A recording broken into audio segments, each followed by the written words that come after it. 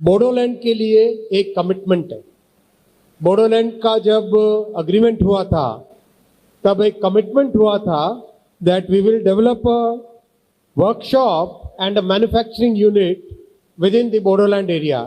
बोडोलैंड के लिए जब सारा अग्रीमेंट हुआ, I thank Honorable Chief Minister साहब कि आपने तुरंत उसके लिए 750 एकड़ लैंड दिया है। उस लैंड के लिए जितने भी अभी हमारे परमिशंस चाहिए वो परमिशंस अप्लाई कर रहे हैं रेलवे की तरफ से, और मुझे लगता है जिस स्पीड से काम होता है आसाम में 1-2 महीने के अंदर अंदर सारी परमिशंस मिल जाएगी।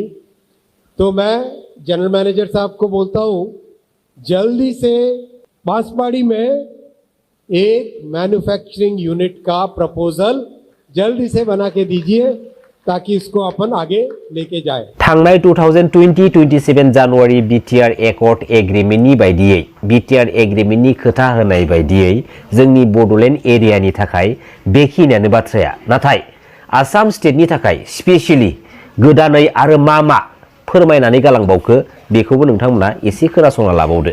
लमडिंग में रेलवे का इंजन्स का जो मिड लाइफ रीमैन्युफैक्चरिंग होता है, मिड लाइफ रीमैन्युफैक्चरिंग इज ऑलमोस्ट लाइक मैन्युफैक्चरिंग अ लोकोमोटिव अगेन, उसकी फैसिलिटी भी रेलवे की तरफ से बनेगी।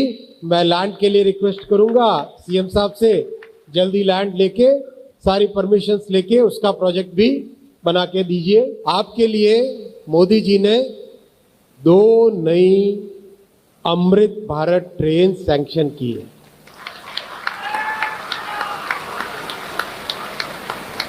2 नई Amrit Bharat train within next 10 months, बाय दिवाली से पहले एक आएगी, फिर एक और आएगी। 2 नई अमृत भारत ट्रेन आपके लिए सैंक्शन की है। आपके लिए और सैंक्शन किया है मोदी जी ने एक रेलवे मैन्युफैक्चरिंग यूनिट, और 2 और नई गाड़ी सैंक्शन की है मोदी जी ने, एक सिलचर से गुवाहाटी इंटरसिटी और एक गुवाहाटी से अगरतला इंटरसिटी। अपने आसाम में तो वाटरवेज भी है, हाईवे भी है, रेलवे भी है। दुलाराय बर' फरायसा आफादनि दानि आफादगिरि मानगोनां दिपेन बर' आदाया बुंनाय बायदियै जे बीटीआर एकॉर्डनि एमओएस फोरखौ मावफुंनांगौआनो दुलाराय बर' फरायसा आफादनि गुबै थांखि बा एबसुनि गुबै थांखि। एबसुनि गुबै थांखि होनाय लोगो लोगोनो बेवहाय गोबां रोखोमनि गोबां बाथ्रा फैयो। दिनै एबसुनि गुबै थांखिया मालाबाबो बबेबा मोनसे एकॉर्डनि एमओएस खौ मावफुंनांगौनिल' थाखाय थांखि जानो हाया। दिनै दुलाराय बर' फरायसा आफादनि बा एबसुनि गुबै थांखिफोरा मा दिनै बुहुमनि साफ्रोमबो बर' फिसाफ्रानो रोखा रोखा मिथिखागौ। नाथाय जाय बाथ्राखौ जाय समाव बुंदों बे बाथ्रा बुंनायनि सोलायै बे बाथ्राखौसो बुंनांगौमोन जे एबसुआ दा समाव बीटीआर एकॉर्डनि गेजेरजों लानानै फैनाय एमओएस फोरखौ गोख्रोङै हानायमानि थाबै मावफुंनो थाखाय नाजाथाबगासिनो दङ आरो नाजाथाबनायनि लामायाव गसंनानै दङ। बेखिनि बाथ्राखौसो जों रायजो राजानि सिगाङाव फोरमायनानै होजायोमोन। नाथाय थोंजोङै एबसुनि गुबै थांखियानो जाहैबाय बीटीआर एकॉर्डनि एमओएस फोरखौ मावफुंनाय। बे मालाबाबो जानो हाया।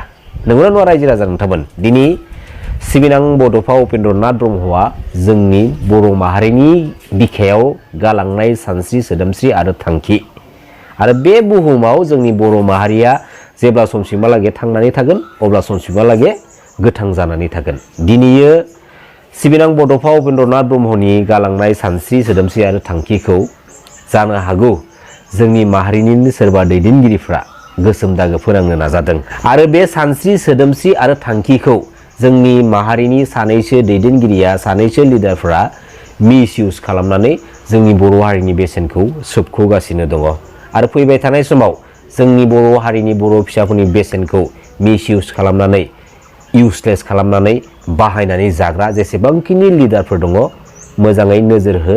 जोंनि बर' हारिनि नेमखान्थिनि गेजेरजों बिसोरखौ साफा साफा साजा होलांजोबनांगोन रायजो राजा नोंथांमोन। नङाब्ला फैबाय थानाय समाव बेफोरबायदि लिडारा बेफोरबायदि दैदेनगिरिया जोंनि बर' माहारिनि बिखायाव गसंनानै जोंनि बर' माहारिखौ दैदेनलांनो सुजुग आरो सुबिदा मोनबाय थायोब्ला जोंनि बर' माहारिनि इयुन जेनेरेशनखौ बायदिसिना फाव फेसननि गेजेरजों लाफानानै थगाय थजि लाफानानै दैदेनलांनो चान्स आरो सुबिदा मोनबाय थायोब्ला जोंनि माहारिया दिनै एसे गाबोन एसे बेफोरबायदिनो सेवहांगार जालांनायनि लामायाव थांगोन। बेखायनो बी एलार्ट बुहुमनि साफ्रोमबो बर' फिसाफोरनिसिम बेखिनि बाथ्राखौ आं गुरैयै खावलायहरखानाय थाबाय। दिनै मानगोनां प्रमद बर' बिथांनि बिटिसि गभर्नमेन्ट सोलायनाया 5 इयार्स कमप्लिट जानो थांगासिनो दङ। बे समाव जोंनि बिटिसि पलिटिकेल सिस्टेमाव गोबां रोखोमनि गोबां प्रमद बर' बिथांनि गभर्नमेन्ट दैदेननायखौ लानानै पलिटिकेलि बाथ्रा बुंबाय थानायखौ जों नुनो मोनो। जेराव आपकामिं 2025 बिटिसि बिसायख'थिया जोंहा बांद्राय गोबाव सम गैला। दा बे समावनो जोङो गोबां रोखोमनि पलिटिकेलि डिबेट खालामलायबाय थानायखौ जों नुनो मोनो। दा फार्स्ट अफ अल मानगोनां रायजो राजा नोंथांमोनखौ मोनसे बाथ्रा खावलायहरगोन आङो, पलिटिक्स फिल्डआव पलिटिकेल लिडारफोरा गावजों गाव पलिटिकेलि डिबेट खालामनायफोरखौ जोंहा नोजोर होनांगौनि खोनासंनांगौनि जेबो दरखार गैया। नाथाय मोनसे बाथ्राखौ जेब्लायबो नोजोर लाखि, सोरबा बायदि पलिटिकेल लिडारा जोंनि माहारिनि बिखायाव जालांनाय माखासे जारिमिनारि बाथ्राफोरखौ बुरखां बुरखां सोरबा बर' फिसा लिडारनाव जाबसिनानै जोंनि बर' माहारिनि थासारिखौ बे पलिटिकेल प्लेटफर्मनि गेजेरजोंनो गुबुंले दुंहाव थासारि लाबोनायनि लामाखौ चान्स लागासिनो दं नामा, बै लिडारखौसो जों नोजोर होनांगौ। आरो जुदि थारैनो सोरबा लिडारा जोंनि जारिमिननि बिखायाव जालांनाय गोथां माखासे जारिमिनफोरखौ बे पलिटिकेल सिस्टेमनि गेजेरजों बुरखां बुरखां दुंहाव थासारि लाबोनायनि माखासे लामाखौ जुदि लाबोनो नाजानायखौ जों नुदोंब्ला बे लिडारखौ जोङो सिदा थोंजोङै एखेबारे अन दा स्पट फेस खालामनानै जोङो डाइरेक्ट सोंथि सोंनाय जागोन। बेनिफिट्सआ मा? जोंनि बर' माहारिनि बिखायाव जों गावजों गावनि गेजेराव गुलाय गुजाय खालामहोनानै बै लिडारा मा बेनिफिट्स दं? थारैनो जोंनि बर' माहारिनि बर' फिसाफोरखौ फाननानै बेहा जुदि बेनिफिट्स दंबा जोंनि बर' माहारिनि बिखानिफ्रायनो बेखौ डाइरेक्ट बयकट खालामनांगौ, आउट खालामखानांगौ। बेफोरबायदि बर' दैदेनगिरि बर' फिसाफोरखौ जोंनि बर' माहारिनि बिखायाव जोंनो नाङा। दिनै जोंनि भारत हादरनि संबिधान बायदियै लिरनानै दोननाय आयेन बायदियै मोनसे पलिटिकेल रुलिंनि टार्म्सआ अनलि 5 इयार्सल', जेराव सासे CM-नि, सासे MCLA-नि, सासे EM-नि, सासे डिपुटि चिफनि पलिटिकेल गभर्नमेन्ट रुलिं टार्म्सआ 5 इयार्सल'। दिनै मानगोनां प्रमद बर' बिथांनि बिटिसि गभर्नमेन्ट दैदेननाया 1 मान्थल'सै 5 इयार्स कमप्लिट जानो। प्रमद बर' बिथाङाथ' जों रायजो राजानि सिगाङाव गोबां गेदेर गेदेर डायलगफोरखौ मारिनानै थांबाय। बैफोर डायलगफोरखौ दसे साइडआव दोनथ'। स्पेसियेलि प्रमद बर' बिथाङा जाय NDB ब्रादार्समोननि बिटिआर पिस एकर्डनि गेजेरजोंसो जोंनि बिटिसि पलिटिकेल सिस्टेमाव एन्ट्रि मारिनानै बिटिसिनि CEM-नि चेयाराव जिरायनानै दङ। दिनैयो मानगोनां NDB ब्रादार्समोना बिटिआर पिस एकर्डनि गेजेरजों फैयामोनब्ला बे प्रमद बर' बिथाङा जोंनि बिटिसि पलिटिकेल सिस्टेमाव CEM-नि चेयाराव जिरायनो हागौमोन ना? हायामोन। नाथाय बे समाव नैबे सोंथिया बेरखाङो, जाय NDB ब्रादार्समोननि बिटिआर पिस एकर्डनि गेजेरजोंसो प्रमद बर' बिथाङा बिटिसिनि CEM जानो हादों, दिनैयो मा कारनाव मा जाहोनाव मानगोनां NDB ब्रादार्समोननि मोननांगौ मोनथायफोरा खावसे मोनखै खावसे आद्रा जानानै थाखो? बे दान मोनसेनि गेजेराव मानगोनां रन्जन दैमारि सारजों लोगोसे जेसेबांखिनि NDB केडार्सफोरा जोबथेसालियाव जोबजानानै दङ, बैसोरखौ उदां फोथाराव लाबोनो हागोन ना मानगोनां प्रमद बर' नोंथाङा? बे दान मोनसेनि गेजेराव NDB ब्रादार्समोननि जेसेबांखिनि मोननांगौ मोनथायफोर दङ होजोबनो हागोन ना मानगोनां प्रमद बर' नोंथां? हागोन ना हाया?